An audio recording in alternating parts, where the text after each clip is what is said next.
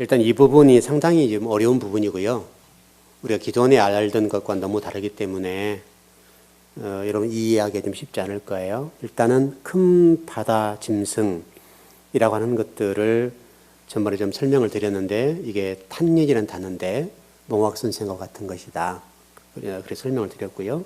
그래서 갈라디아 3장 24절에서는 이걸 초등학문이라고 얘기하고 있고 이 탄년이라고 하는 것은 저와 여러분들을 그리스도께 인도하는 몽학 선생의 초등학문이다. 이렇게 설명한 거예요. 그래서 이 탄년의 역할이 굉장히 중요하죠. 굉장히 중요하고 이 탄년을 통해서 저와 여러분들이 복음을 깨닫게 되고 알게 되는 또 진리를 깨닫게 되고 알게 되는 그런 은혜가 있다라고 공부를 했습니다. 그러나 그럼에도 불구하고 여기는 이중성이 있다. 기억나시죠? 탄년에는 좋은 의미, 긍정적인 의미로 저와 여러분을 그리스도께 인도하는 이 초등학문이 되고 몽학 선생이 되지만은 반대로 이게 지금 그리스도로 인도하지 못하고 진리를 드러내지 못하면 어떻게 될 것인가? 이 부분을 우리 기억해야 되는데 그러면 이 탄년이라고 하는 것이 원래 하나님 보시기 좋았다. 토부하셨는데 이것이 용이 되고 옅뱀이 되고 이게 괴물이 되고 바다 짐승이 된다. 또 저와 여러분들을 어지럽게 만들고 진리에서 비진리로 떠나게 만들어버린다. 이렇게 보는 거죠. 그러니까 이게 굉장히 중요한 거죠. 성경 안에는 이런 이중적인 메타포가 있어요. 그래서 이 이중성이 있는데 이 이중성으로 좀 쳐다볼 수 있어야 돼요. 그래서 이사야서 27장 1절을 좀 말씀드렸었어요. 크고 강한 칼로 날랜 뱀 리오야단 그리고 곧 꼬불꼬불한 뱀 리오야단 이 얘기했었잖아요. 이게 자꾸 이런 것 때문에 좀 복잡한데 여기도 탄년이라는 단어예요. 똑같은 단어입니다. 원문은 똑같잖아요.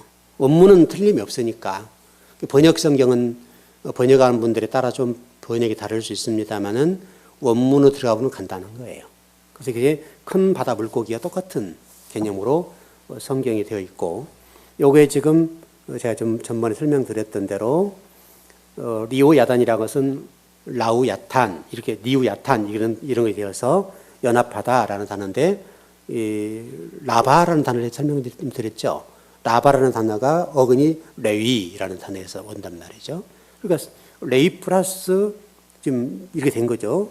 그러니까 이게 지금 여러분 결국은 제가 전번에 설명드렸던 대로 둘째 하늘의 문제는 궁창의 문제고 성소의 문제고 제사장의 문제고 선지자의 문제인 거죠. 그래서 이 선지자가 선지자 역할을 못 해버리면 저와 여러분들이 비진리의 근거에 살 수밖에 없다. 이렇게 되는 거고요. 그래서 이게 굉장히 중요한 거예요.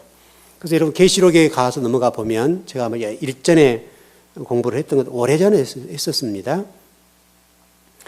해달별이라는 것들이 떨어진다라고 돼 있잖아요.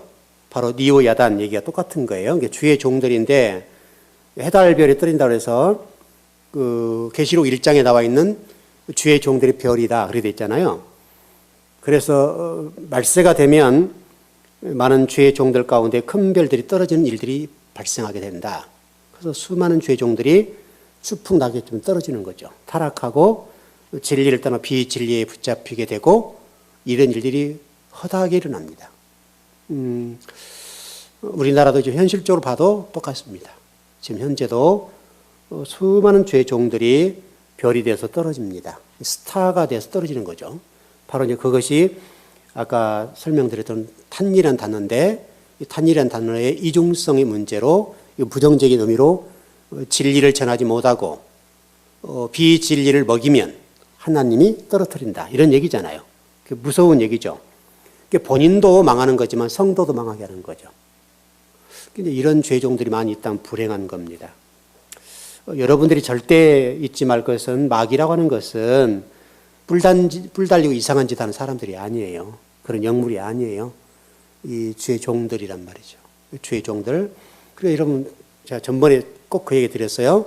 바리새인, 사두개인, 서기관들이 전부 다 주의 종들이잖아요. 역할이. 지도자란 말이에요. 당시의 종교 지도자들이에요. 그러니까 이 종교 지도자들이 비진리를 붙잡고 있으니까 그 비진리 때문에 전부 다 이 죽음으로 나간 거, 사망으로 나간 거죠. 바로 이제 거기에 대해서 주님이 오셔서 그를 딱 정리해버린 거죠. 그래서 요한복음 8장 44절에 너희들은 뱀이다, 마귀다, 마귀 새끼야 이렇게 설명하는 거죠. 결국 뱀과 마귀와 사탄 다 똑같은 개념이에요. 용 다 니꼬르예요. 다 똑같은 개념이에요. 성경 안에서는. 그래서 예수님이 바리새인들을 향해서 아주 신랄하게 비판한 거죠. 그러니까 바리새인들은 원래 이렇게 가셔야 돼요. 율법이 있었으면 율법에서 복음으로 나갔어야 된단 말이죠. 여러분 율법을 폐한 게 아니에요. 예수님 율법을 폐하러 오신 것이 아니라 어떻게 하셨다고요?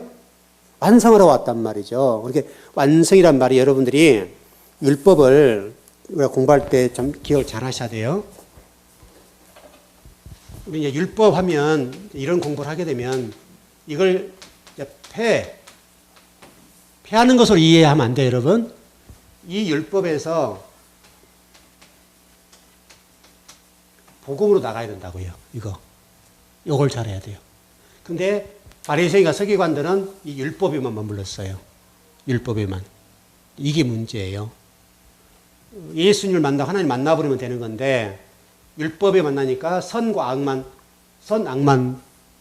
어떤 그들에게 지배를 하는 거잖아요. 그래서 이렇게 하는 거라고요. 이게 아주 안 좋은 거예요. 그러니까 성경 구약과 신약이 여러분 성경이죠. 구약과 신약이 성경이잖아요. 구약은 율법이라고 보고 신약은 복음이라고 본다면 이게 하나의 짝이에요. 이렇게 이 순서대로 이렇게 나가야 된다고 이렇게 이 순서로. 여기 필요가 없는 거 아니에요. 이게 필요한 거예요. 반드시 필요해요, 여러분. 여러분 신약 성경을 이해할 때 구약 성경 없으면 이해할 수 있어요, 여러분? 못해요. 특별히 그 요한계시록 같은 경우요. 요한계시록은 구약 성경을 종합해 놓고 결론 지어 놓은 거예요. 그러니까 요한계시록 같은 경우는 구약이 없으면 해석이 안 돼요. 구약 성경이 존재해야 요한계시록 해석할 수가 있어요. 이 구약 성경의 모든 핵심적인 것들을 정리해 놓은 것이 요한계시록이에요. 그러니까 여러분 요한계시록은 펴보면 안 될 책 이런 책이 아니라 칼빈이 덮어버렸다고 그러는데 주석 쓰다가 그건 아주 좋은 얘기가 아니에요. 그러니까 제가 일전에 설교도 했었습니다마는 우리 주의종들이 칼빈도 주석을 쓰다 덮어버렸기 때문에 요한계시록 읽지 않아도 된다 이렇게 하는데 그거는 틀린 말이에요. 요한계시록은 구약의 결론이고요. 지금 복음 중에 복음은 요한계시록이에요. 결론이니까. 원래 하나님은 실질적으로는 이 요한계시록을 먼저 써놓으시고 창세로 한 거죠. 출애굽한 거죠. 결론이 나야 되니까. 결론을 정해놓고 성경을 써 내려가셨단 말이죠. 그렇게 보셔야 맞아요. 물론 시대적으로는 이게 한참 후에 사도 요한이 썼습니다마는 그러나 실질적으로는 이미 이걸 결정해 놓으시고 이 구약성을 출발하셔야 된단 말이죠. 여러분 그래 맞죠? 여러분 건물 하나 지려고 어떻게 해요? 건물 그냥 지어가면서 평수 늘리고 이런 거 아니잖아요. 이미 딱 결론 지어놓고 출발하는 거 똑같잖아요. 똑같은 원리예요. 그러니까 여러분이 절대로 잊지 말 것은 제가 복음을 얘기한다고 해서 율법을 폐해야 된다. 구약성은 필요 없다. 이런 말이 아니. 제가 구약을 많이 얘기하잖아요. 저는 실질적으로 신약보다 구약이 훨씬 재밌어요. 구약이 훨씬 재밌고 어렵고 또 깊고 너무너무 좋단 말이죠. 그렇게 여러분 이해를 하시면 좋을 것 같고요. 일단 그래서 5일째 문제는 양식을 주는 문제예요. 영의 양식. 영의 양식의 문제고 여러분들이 영의 양식으로 되어 있느냐 이게 안 되느냐 아주 중요한 문제예요. 아마 이번 주 제가 설교를 좀 준비를 해놨는데 여러분 이런 질문 해볼까요? 우리가 이런 생각이 있잖아요, 여러분.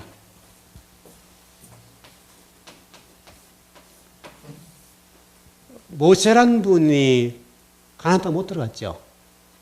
못 들어갔던데 이제 주일날 제가 더 구체적으로 설명을 드릴게요. 그럼 모세는 구원 받았을까요? 못 받았을까요?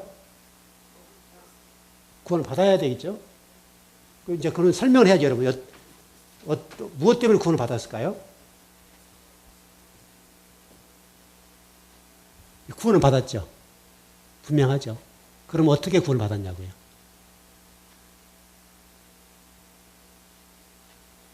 이제 이게 난감하죠. 얘기를 한번 해보시죠. 괜찮아요, 전사님. 믿음으로. 네.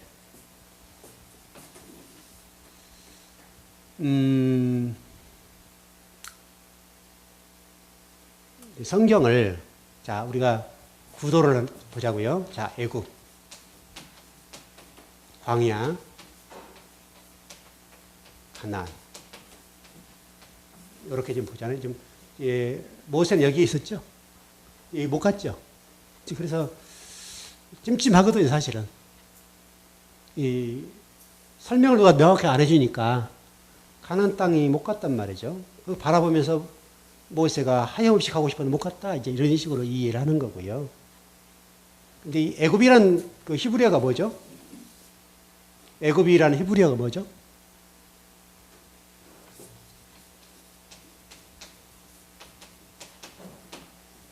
광야는요? 광야는 여러분 아시죠? 예? 미드바르. 가나안은요? 가나안은? 가나안이란 단어예요. 예, 가나안이, 카나안이 똑같은 얘기예요. 예. 자, 우리가 이것을 주목할 것은 주일날 여기 설교를 할 거예요. 이게 맴이라는 히브리어인데요. 맴이라는 단어예요. 이렇게 돼 있을 거예요. 이렇게. 이런 단어예요. 맴이라는 단어예요. 맴이라는 단어를 제가 전번 설명을 드렸는데 뭐라고 그랬죠? 뜻이 뭐라고 그러죠? 우리 이 집사님은 잘 기록하시니까 이게 맴이 뭐라고 그랬죠? 제가? 기억이 안 나세요? 아니, 잊어도 괜찮아요. 기억나신 분 혹시? 맴이라는 단어를 제가 설명을 드렸는데 여러분이 지금 생각이 안 난다는 게 잊었단 말이잖아요. 그렇죠. 요 단어가 장소란 말이에요. 장소. 그럼 가나안이란 곳은 장소가 있어요, 없어요?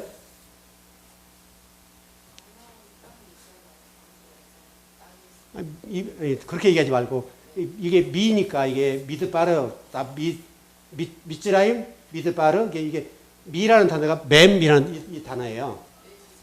장소란 게 가나안에는 장소란 장소 단어가 있어요, 없어요? 가나안이라는 단어에는. 그 만일에 가나안이 장소 개념이라고 한다면 미 가나안 이렇게 돼야 되겠죠. 그렇죠? 근데 있어요, 없어요, 이게? 없다고요. 그러니까 가나안이라는 단어 안에는 장소 개념이 없단 말이죠. 맴이라는 단어 히브리어로 맴이라는 단어가 없어요. 그러면 지금 모세가 지금 여기서 죽었으니까 광야라는 장소에 죽었잖아요. 그런데 모세가 가나안을 안 갔음에도 불구하고 모세는 가나안이 돼 있단 말이죠. 왜? 왜 그러겠어요? 제가 설명을 드렸잖아요. 가나안은 어디라고요? 제가 이 얘기하고는 말뜻을 못 알아셨네. 가나안이라고 하는 것은 장소 개념이 아니다. 그러면 가나안이라고 하는 것은 말씀 있는 장소에서 말씀이 되어버리면 이해되셨습니까? 말씀이 되어버리면 가나안이 의미가 없다. 왜냐하면 여기가 가나안이니까.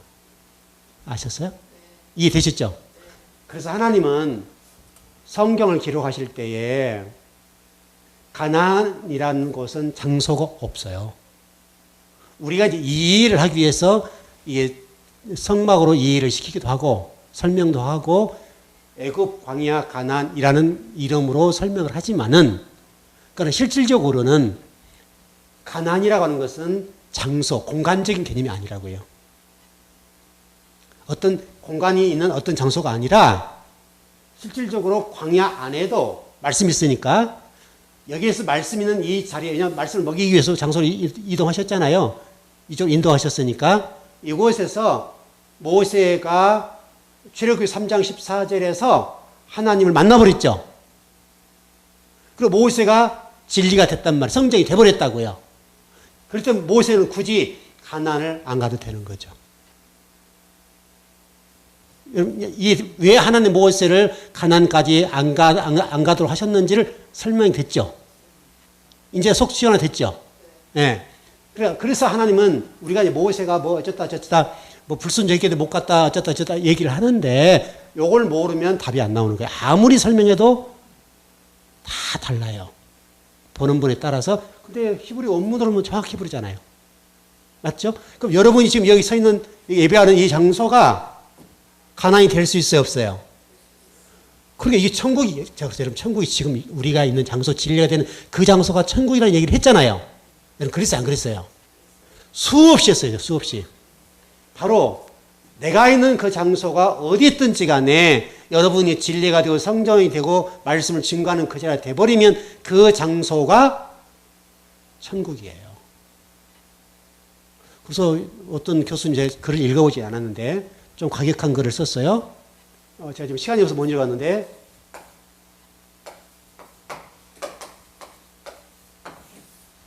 천국은 있는가? 이런 질문이에요.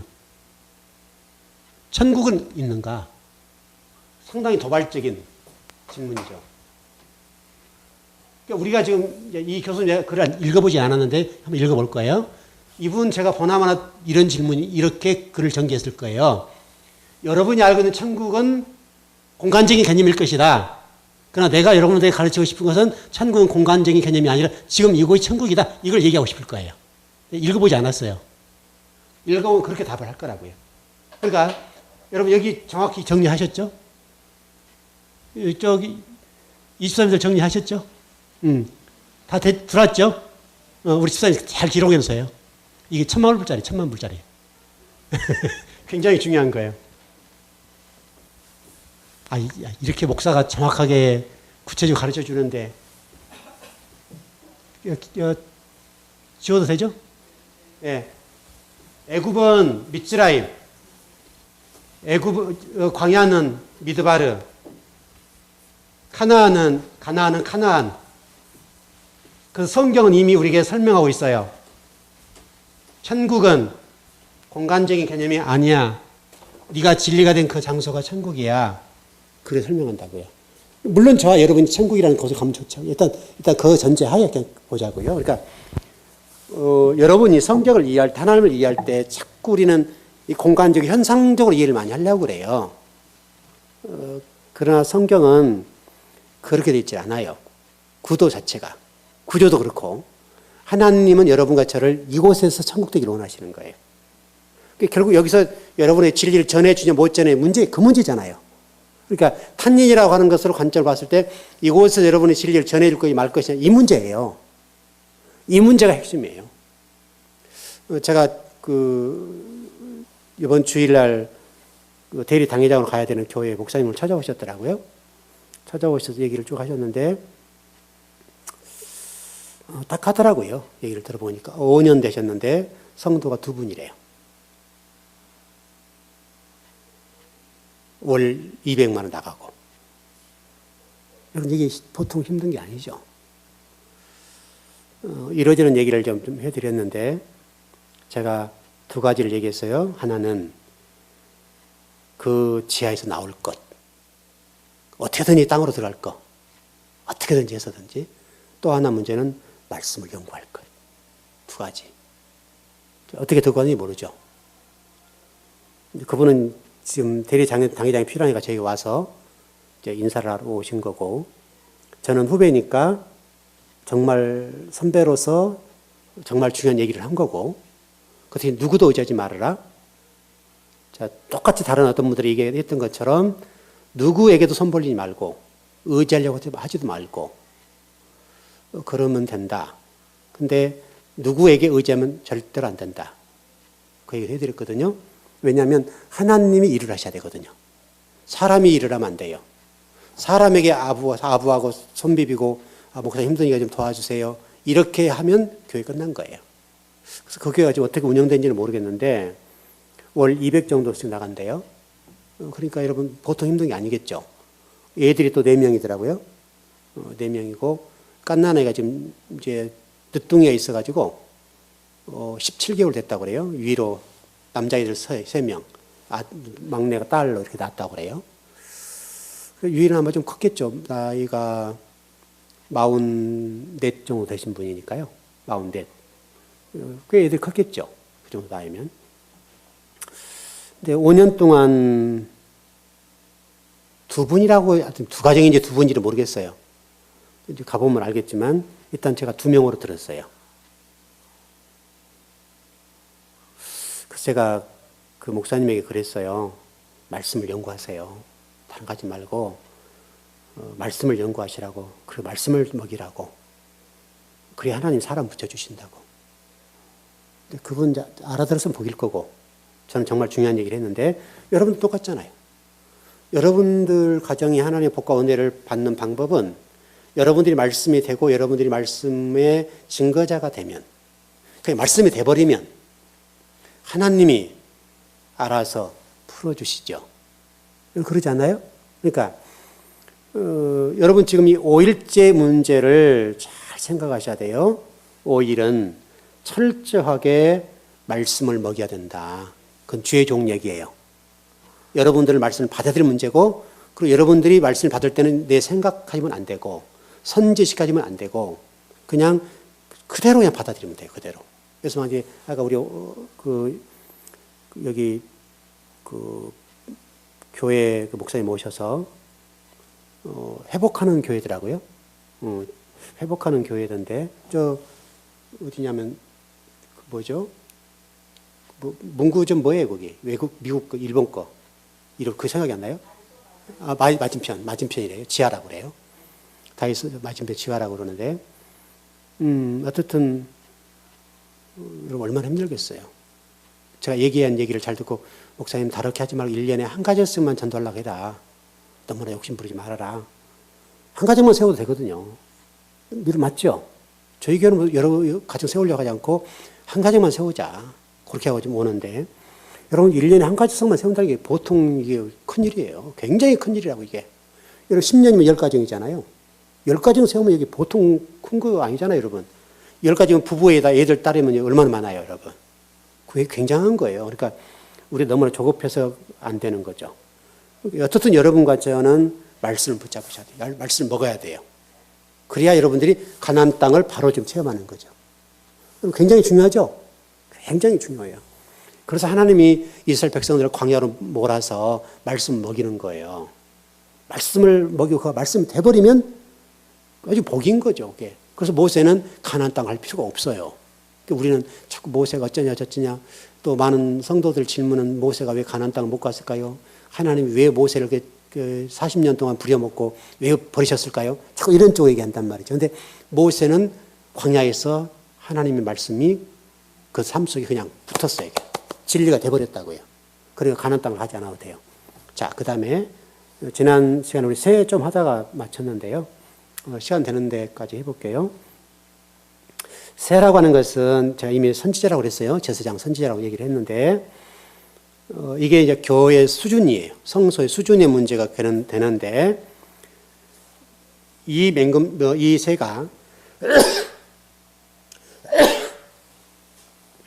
그 역할을 잘못하면 성도를 잡아먹는다고요. 성도를. 굉장히 무서워요. 그래서 이 맹금류의 특징은 썩은 고기를 먹잖아요. 그 독수리, 죽음 있는 곳에 독수리가 모여든다. 그렇게 좀 되어 있고요. 이미 제가 전번에 성경을 몇 개 좀 찾아봤으니까 그거는 안 해도 될 것 같고.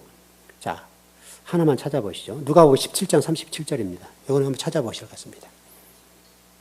누가복음 17장 37절입니다.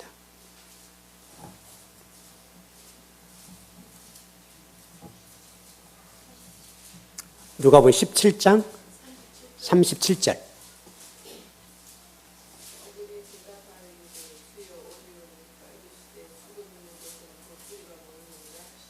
네. 17장 37절이요. 예, 맞죠? 네. 그들이 대답하여 이르되 주여 어디 오니까 이러시되 죽음 있는 곳에는 독수리가 모이느니라 하시니라. 이 죽음이라는 단어가 주목할 단어예요. 죽음. 이게 이제 소마라는 헬라어인데 소마. 이 소마라는 단어인데 마태복음 24장에 넘어가 보면요. 이 죽음이라는 단어가 소마로 나오지 않고 푸토마라는 단어로 나오는데요. 이 단어의 뜻이 뭐냐면 생명이 없는 몸. 죽음이라고 하는 건 죽음이죠. 죽음이라고 하는 건 뭐냐면 생명이 없다. 생명이 없다는 말은 살아있는데 뭐가 없다는 거예요? 우리 영혼이 죽었단 말이잖아요. 그걸 죽음이라고 그래요. 실제로 여러분 살아있는데 여러분 세상 속에 있는 수많은 사람 살아있잖아요. 근데 그 영혼 속에는 목숨은 있어 생명은 없죠. 이해되시죠? 여러분? 목숨과 생명은 달라요. 그들에게는 생명이 없어요. 그래서 그 생명에 지금 그 몸에 생명이 없다고 그래서 푸토마라는 단어를 썼는데요. 이게 마태복음 24장 28절에 나와 있는 단어의 어떤 말씀이에요. 그리고 이 마태복음 24장에 이 영혼 없는 몸이라고 하는 단어를 표현할 때 주목해야 돼 이거요. 네. 24장 몇 절이라고 했죠? 27절이 몇 절이에요? 28절. 이게 죽음이라고 되어 있는데 이게 푸토마라고 되어 있단 말이에요. 푸토마라고 되어 있는데 이 죽음이라는 단어를 사람에게 표현하지 않고요. 마태복음 24장이니까 이 마태복음 24장은 어디를 심판하는 장이에요, 여러분? 마태복음 24장은 어디 심판장이에요? 예, 바로 앞에 24장 한번 봐보세요. 어디 얘기가 나와서 24장 주로 핵심적인 단어가 뭐죠? 그렇죠. 이게 예루살렘이란 말이죠. 예루살렘 성전 얘기예요. 그러면 예루살렘 성전 얘기가 이거란 말이에요. 예루살렘 성전 안에 지금 성도들과 주의 종들이 어쨌다는 얘기예요? 특히 예루살렘 성전 안에 선지자와 제사장들이 지금 어쨌다는 거예요? 영적으로 죽어버렸다는 거예요. 그럼 성도는 말할 것 없죠. 그러니까 예수님께서 성전을 허물어야 얘기하는 얘기가 이 예루살렘 성전인데 성전 안에 선지자와 제사장들이 영혼 없는 죽은 생명체라 됐다 이 말이잖아요. 그러니까 선지자가 죽어버리고 제사장에게 생명이 없으니까 당연히 성도들은 말할 것도 없잖아요. 이 죽음이라고 푸토마라는 단어를 써서 영혼은 생명이라 됐으니까 선지자들과 제사장이 영혼은 생명이 되었으니까 그들이 전하는 예배 행위나 그들이 전하는 말씀은 어떻게 써요? 당연히 죽음 믿음, 비진리를 전한다는 거죠. 입에 개 거품을 물고 전해줘도 비진리면 죽음이에요. 그냥 조용조용 얘기해도 말씀이 생명이 있고 그 말씀 안에 진리가 있으면 그건 여러분 살려요.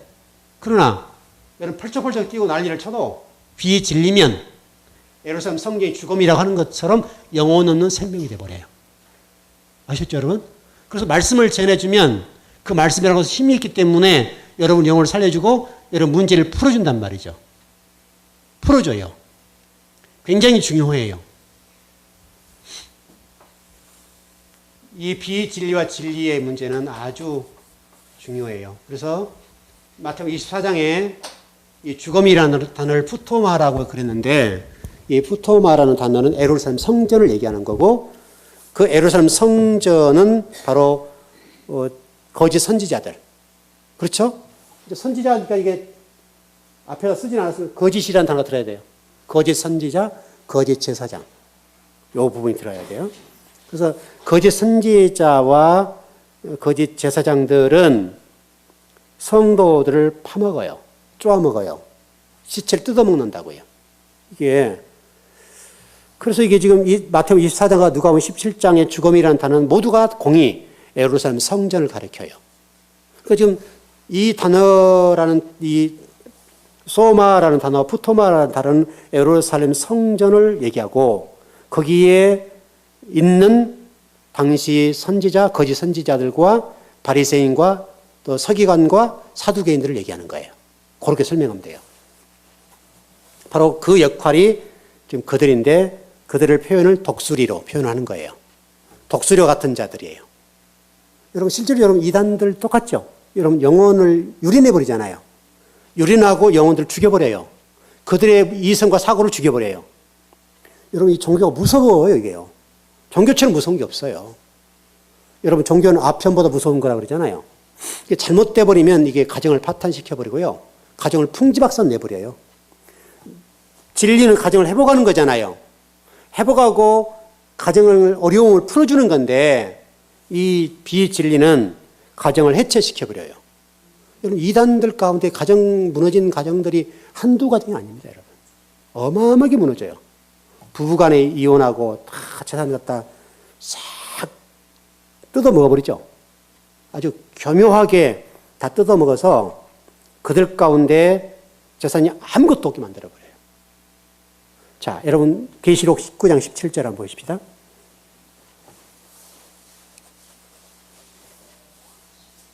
영적 사냥꾼의 얘기를 하는 건데요. 요한계시록 19장 17절입니다.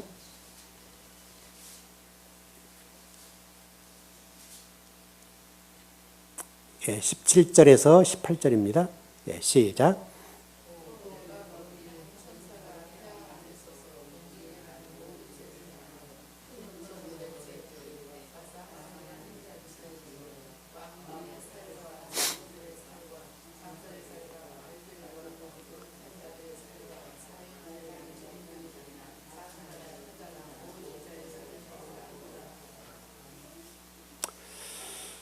큰 자나 작은 자나 종이나 자유인이라 모든 자의 살을 먹어라. 지금 새 얘기예요. 영적 사냥꾼, 거짓 선자 얘기를 하는 겁니다. 이렇게 되면 이건 진짜 불행한 거예요. 여러분들 깨어 있으셔야 돼요. 여러분들 깨어 있어서 이런 거짓 선지자들과 영적 사냥꾼들에게 당하면 안 돼요. 여러분도 당할 수가 있어요. 그 세계 들어가 버리면 못 빠져나와요. 무서워 이게요. 굉장히 무섭단 말이죠. 자, 마태복음 13장 4절입니다. 똑같은 얘기예요, 다. 새라고 하는 관점에 지금요. 마태복음 13장 4절입니다.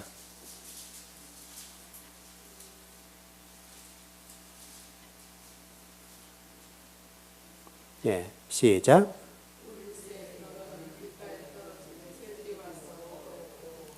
참 희한하잖아요. 성경이 새라고 또 표현하잖아요. 새. 다른 것이 먹어도 새렇게 표현할 수 있잖아요, 여러분. 성경 일관되게 지금 다섯째 날 얘기를 하는 거예요. 다섯째 날 영적으로 먹어야 된다고 말씀을 먹어야 된다고 그랬죠. 근데 새들이 그걸 못 먹게 쪼아버린다고요.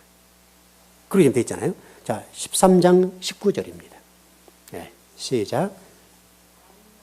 네.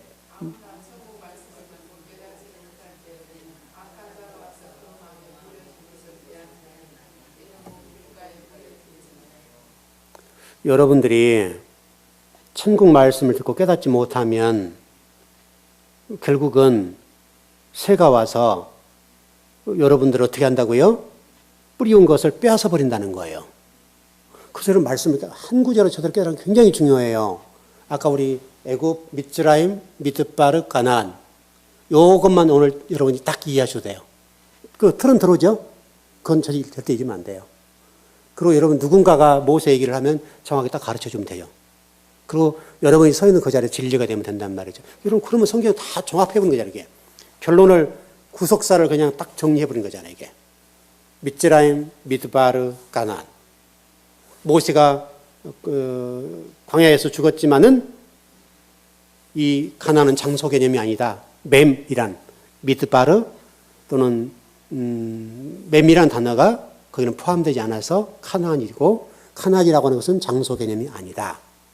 어느 곳이 됐든지 간에. 그래서 북한이 지금 굉장히 열악하고 어렵잖아요. 그곳에서 정말 신앙생활하는 어떤 사람이 있을 거 아니에요. 분명히. 그러나 그렇게 힘들고 어려워도 그곳에서 진리가 되고 천국을 맛봐버릴 수 있다는 거예요. 진리가 되면.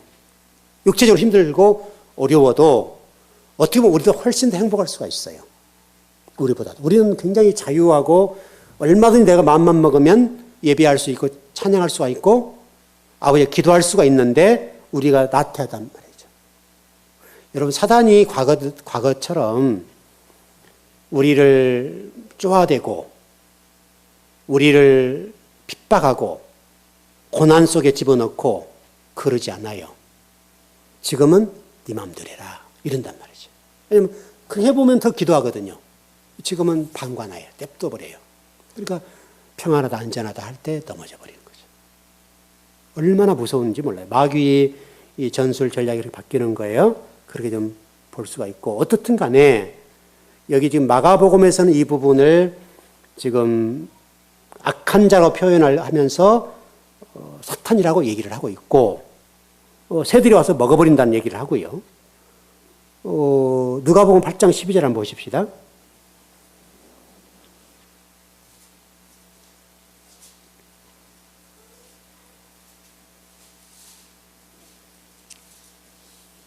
예, 8장 12절 누가복음입니다.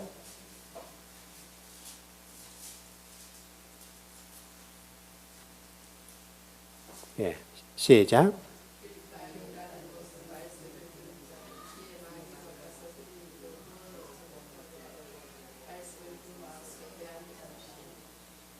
여러분이 말씀 빼앗기면 안 돼요. 이 마귀에게, 그리고 마귀가 거짓 선지자라는 얘기죠, 여러분. 여러분 그렇게 이해하셔야 됩니다. 여러분 악한 자라고 하는 건 다른 것이 아니라 영적 사냥꾼이고 사람이고 거짓 선지자인데 영혼 없는 시체를 뜯어먹는 거짓 선지자 얘기예요. 여러분들은 언제 와서 마귀가 와서 여러분 영혼을 그렇게 하던가요? 여러분 영혼을 유린하고 여러분 영혼들을 죽게 만드는 것은 사람이 하는 거잖아요. 그리고 그렇잖아요, 여러분. 그것이 니오야단이고 뱀이고 마귀와 사단이다 라고 좀 되어 있고요.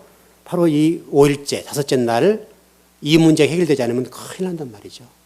그래서 5일째는 여러분에게 영의 양식 또 진리를 여러분들에게 전달해 주는 이런 공급한 문제를 다루고 있다고요. 그래서 여러분 어찌든 하든 간에 말씀 먹는 일에 대해서 집중하셔야 돼요. 집중하고 말씀을 못 먹으면 큰일 나는 거예요. 말씀을 못 먹으면 여러분 영혼이 죽어요. 그러니까 여러분 지금 예를 들어서 이제 이번 구정 기간이 새벽 예배고 금이 없으니까 여러분 영혼 관리를 잘 하셔야 돼요. 참 잘 하셔야 된단 말이죠. 자, 우리 마태복음 27장 37절입니다. 마태복음 23장 37절이에요.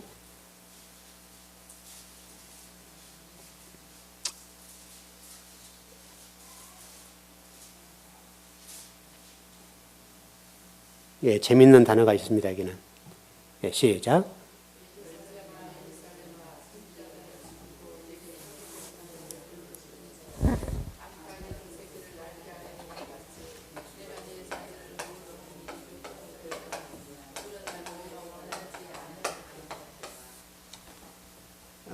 그 암탉이라는 단어 나왔죠?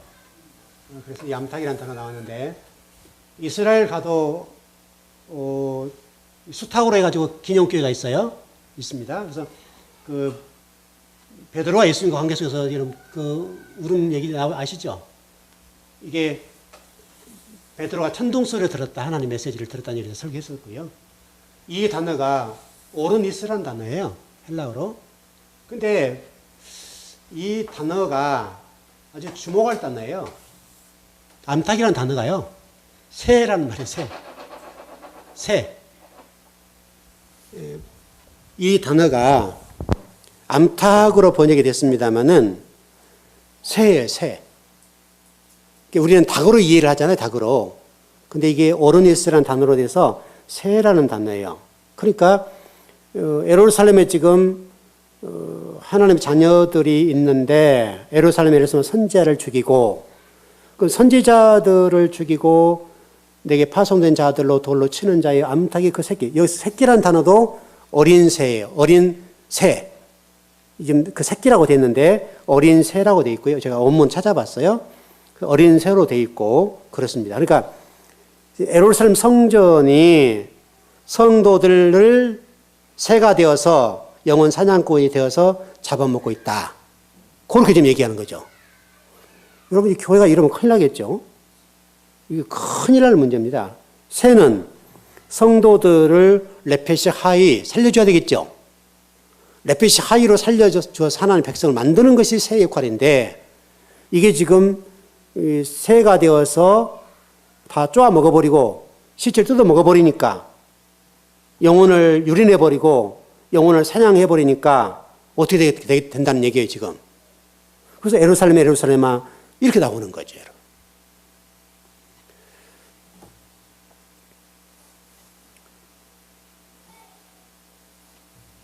자, 장소로 넘어가 보십시다. 요거만 정리하고 맞춰볼게요.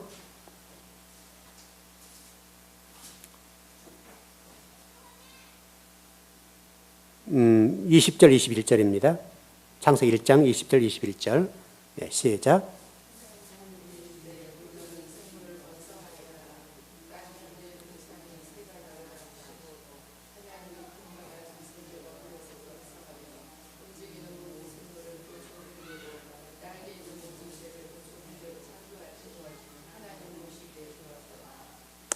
여기 20절에 보니까 새가 나르라 이렇게 돼 있죠.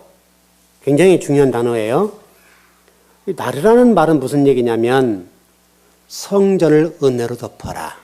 이게 새가 날아간다는 말이 아니라 교회, 지금 우리로 하면 교회를 하나님의 은혜로 이렇게 덮어버리라는 거예요.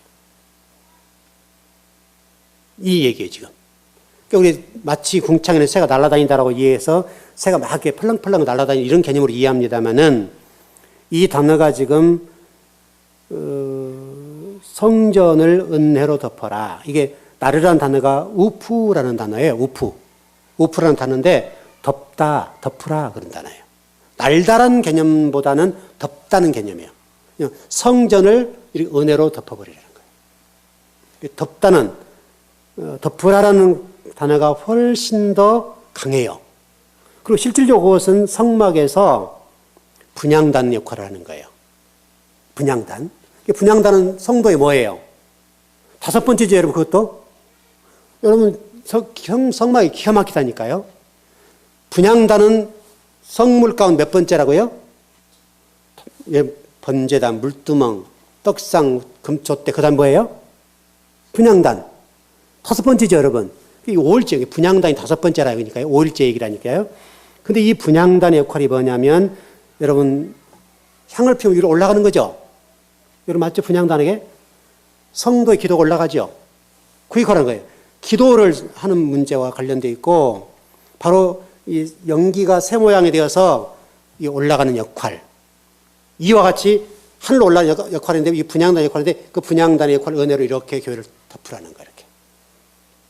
이게 성전 5번째 기념, 어떤 기물인데, 이게, 나팔절과도 관계되어 있고, 나팔절은 말씀과 관련되어 있잖아요, 여러분. 글에 있어서, 나팔절은 말씀이거든요. 그렇게 좀 정리가 되고요. 그렇게 좀 봤으면 좋겠어요. 좀 정리를 해볼게요. 네. 22절에 23절은 다음 시간이 되면 할게요. 여러분들은 어떻든 간에 교회에 오셔서 말씀을 먹으십시오. 그러려면 여러분 기도하셔야 돼요. 그냥 헐레벌떡 와가지고 예배당에 앉아서는 은혜 안 돼요. 적어도 늦어도 10분, 15분 전에 오셔서 기도하셔야 돼요. 성전에 나가서 마음을 가다듬어야 된다고요. 그래서 찬양을 하는 이유가 뭐예요, 먼저? 그냥 이 준비 찬양이 아니에요, 여러분. 우리 준비 찬양이라고 이해를 하는데 그게 예배예요. 예배예요. 여러분 마음을 여는 거죠. 우리 마음을 하나님께 올리는 거예요. 그래서 말씀을 받을 수 있는 준비를 하는 거예요. 그 역할하는 게 찬양이에요, 여러분. 마음을 열잖아요, 여러분, 마음을. 그게 찬양이니까 그냥 준비 찬양으로 이해하지 마시고 먼저 오셔서 기도하셔야 돼요. 헐레벌떡 여러분 뛰어와 보세요. 안 돼요. 될 수가 없어요. 그러니까 먼저 와서 기도하시고 먼저 와서 하나님 앞에 마음을 낮추고 저도 여러분 항상 새벽 예배 때 한 30분이나 나오잖아요. 30분이나 나와서 기도해요. 기도하면서 저도 오늘 아침에 어느 가정에서 기도했는데 어떻게 이게 말씀해 주셨단 말이죠. 그럴 때 은혜가 와요. 어떤 가정에 문제 있는 가정을 말씀 풀어주는 거죠. 제가 여기서 말씀으로 풀어가는 거예요. 왜냐하면 하나님께 사인을 주시면 그 사인을 받고 제가 그 말씀을 사인을 받아서 기도로 풀어주는 거죠. 그런 역할을 하는 거예요. 그게 일찍 나옴의 유의감이에요. 그렇게 해서 기도하고 성도들이 어떤 그때그때 오는 은혜가 다르잖아요. 그때그때 오는 은혜가 다른데 그때그때 오는 은혜를 붙잡아 제가 기도를 해요. 그리고 또 물론 아침에 간단하게 설교하지만 본문을 묵상하고 이미 제가 준비해서 옵니다마는 묵상해서 오늘 하나님 어떤 은혜를 구할까 이게 기도를 한단 말이죠. 그래서 항상 저는 먼저 와서 기도해요. 기도하고 말씀을 전해요. 그래서 오늘 아침에 좀 특별한 은혜가 있었어요. 날마다 있는 건 아니고요. 특별하게 어떤 어려운 가정이 있었는데 제가 기도를 했습니다. 그래서 하나님 이 가정에 여러 가지 어려움이 있는데 왜 그러시나요? 이렇게. 근데 이런 문제다. 이렇게 말씀을 주셨단 말이죠. 그럼 제가 이제 기도를 하는 거죠. 그걸 성도 이제 회복해야 되겠죠. 그럼 제가 회복하도록 기도를 하는 거죠. 그 역할이에요. 그러니까 여러분들이 예배도 똑같아요. 아무 준비 없이 와서 예배 드리는 것하고 준비하고 와서 말씀 먹는 거 달라요. 분명히 달라요. 그래서 여러분 어떻든 간에 이 장소가 가난이 되셔야 돼요. 여러분 다섯째 날 잊지 마세요. 다섯째 날은 말씀을 먹는 거예요. 먹는 날이에요. 영의 양식의 문제예요. 가난 문제예요. 그러면 여러분 살아요. 말씀 먹어야 산다니까요. 문제 해결되고 말씀을 먹어야 여러분 가정들 회복되고 자녀 손들이 복을 받고 은혜를 체험하고 뭐 다른 건 없어요, 여러분. 오직 그가 하나님 여러분들 찜하고 하나님 여러분들 그래 내가 더 책임져 줄게. 그럼 끝난 거 아니에요, 여러분. 여러분 자녀 걱정하지 마세요. 하나님께 기도하세요. 하나님이 책임져 주시면 누구도 감당하지 못한 것도 다 감당할 수 있어요. 하나님이 일하시면 돼요. 그분에게 여러분이 바르게 가면 된단 말이죠. 여러분 가장 간단한 방법, 가장 쉬운 원리, 너무너무 좋은 거 여러분들에게 선물로 주셨잖아요. 그걸 여러분 누릴 수 있고 여러분 그거를 여러분 잘 활용한다는 표현이 좀 묘합니다만은 여러분 원리적으로 얘기하면 그런 거죠. 그걸 잘 원리적으로 여러분들이 위해서 기도하고 그렇게 살면 여러분들 정말 우리 쉽게 얘기해서 자다가 떡을 얻어 먹나가잖아요. 그와 똑같아. 하나님 얼마나 여러분들 사랑하시는데요. 어마어마하게 사랑하세요. 여러분 자녀가 좀만 여러분 아까 주아들 보시고 좋아하셨잖아요. 좀만 걔가 번거다면 이러면 어때요? 넘어지잖아요, 우리가. 걔가 요즘 뭐 또 이렇게 옹알이 비슷하게 한단 말이죠. 뭐 우리 애리 그래요.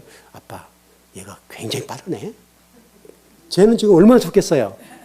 그런다, 야. 또 그렇게 해주죠. 왜 아빠, 아빠니까 더 그렇게 해줘야 되잖아요. 그래, 참 특별하다, 야. 이렇게 해준단 말이에요. 걔는 더 좋아서 또 그러죠. 얘가 진짜 대단하네. 그래 해주고. 걔는 지금 얼마나 좋겠어요. 우리는 다 키워봤으니 알잖아요. 근데 걔는 지금 신기한 거예요. 신기하죠. 그러니까, 와, 얘가 특별하다. 정말 이게 부럽부럽 잘 크고. 얼마나 좋겠습니까, 여러분. 여러분이 그렇게 하나님 앞에 똑같다니까 똑같아. 그럼 하나님이 너무 좋으신 거예요. 너무. 그럼 여러분 뭐를 못 주겠어요, 하나님께서. 우리 딸이 엄마 아빠 따로 우리 주아 생일 뭐죠? 구정 세뱃돈 줘? 하나만 줘도 되는데 따로따로 주래요. 따로따로. 알았다. 알았다. 여러분 그게 부모 아니에요?